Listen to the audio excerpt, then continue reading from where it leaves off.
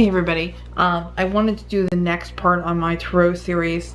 I'm going to go over 4 different ways to look at the cards, starting with Kabbalah and also the numerology, mythological, and kind of image references, but also the elements as well. I'm talking really fast because I'm trying to get as many cards into this video as possible, because I know I'm not going to get them all in. So I want to try to make it like 2 videos instead of like 5. So anyway, I'm going to talk a little bit about the Tree of Life first and the Sephiroth. This is the Tree of Life, as you can see. And there are 32 paths on the Tree of Life. The first 10 paths are these globe-like things here called the Sephiroth. And these we'll talk about later. What we're going to focus on right now is the 22 paths between the globes, which are like your life paths, right? And so those life paths on the Tree of Life represent the major arcana. So this is Ellen Cannon Reed's The Witch's Tarot book, by the way. I really love this deck. It's one of my favorites. Ellen Cannon Reed's really knowledgeable. Her deck is great. It's got a lot of imagery, a lot of color usage, and everything like that. So you're going to get a chance to see some of those cards. If you haven't picked a deck, I highly suggest it. And I suggest getting it with the book, because even if you don't like tarot books, this is a good read. So, the first card is the Fool card, and that is the 11th path on the Tree of Life. Some interesting significances to the Fool card. The number is 0, obviously a starting off point. You can see he looks like he's starting on a journey. He's got a map here, he's got a knapsack, and he's going someplace. He's going south, it looks like, because he's got the sun, you know, kind of behind him, and he's got this whole duality thing here of what looks like an eclipsed sun and the regular sun. And the sun is up in this corner, so kind of, to me, it looks like he's going south, which is really significant because he's going kind of towards the next place on the path, I think. Anyway, some interesting things to think about when you're thinking about the Fool. The Fool does not mean stupidity, okay? It can mean stupidity, but most of the time what it's talking about is naivety and being, you know, like new at your job or new at school or something like that. You're starting off on a path. And everybody's at that place at some point in their life, so don't be embarrassed or frustrated if you get this card. There's nothing wrong with that, because everybody starts off on a path. It can be a very exciting part of a journey to be in that place. Some cool things about the Fool card, you know, obviously it's, you know, not just a card about, you know, knowledge, but also about experience. So it may be that you're going to experience something that you've never experienced before, get into, you know, a new hobby, perhaps, you know, a new endeavor or something like that, but something new in your life. It's associated with the element of air, obviously air being a very new element, also associated with new knowledge and stuff like that. So that is your Fool card. And also I want to mention, if I say something or don't say something about these cards that you find significant, it doesn't mean that because I find it or I don't find it significant that you have to in any way, shape, or form. One of the things of tarot is that it's about intuition. And so you yourself, you're going to have your own feelings about the cards. These are my own personal feelings. So don't think that what I have to say is the end-all, be-all of tarot. Let's see.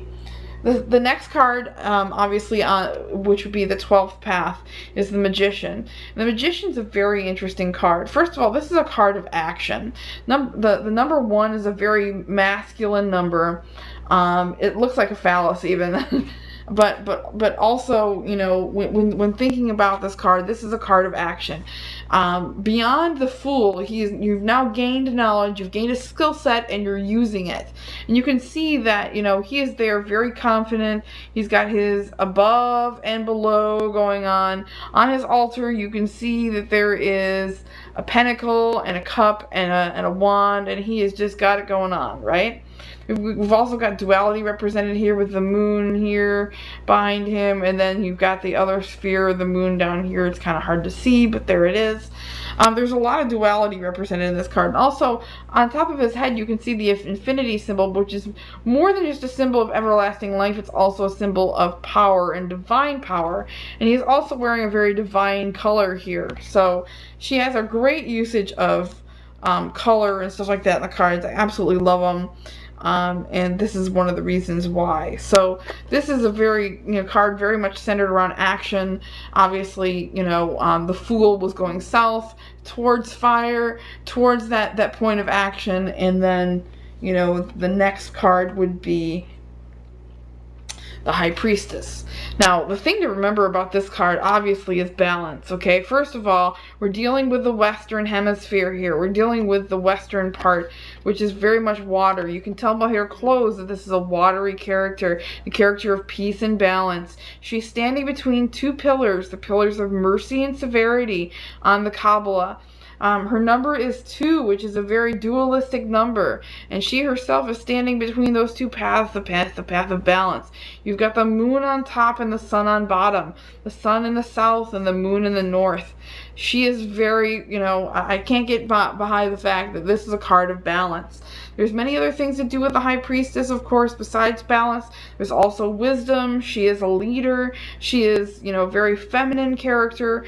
2 being a very feminine number, a number of balance, number associated with water in that way. And yeah, it's also a really cool card, really cool imagery as well. But you can see, just by the way that she looks, that it's very kind of like watery and stuff like that. So, very cool card. Now to complete our elemental circle, first of all, if you might notice that we're kind of going around the gamut of the elements. We have the, this is the Empress card.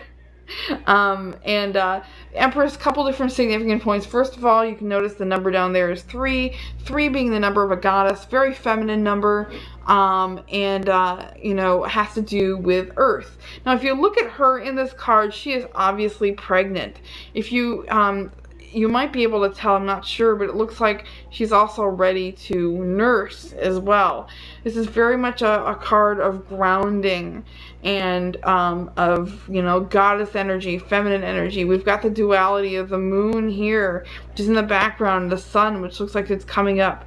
To me, it sounds like that we're about ready to complete a cycle. We've got the cycle of life here, where we started off as the Fool, the young person, and we went around this cycle, growing up into the magician, gaining knowledge, going over and gaining balance, and now here we are, about to give birth and start the cycle over again.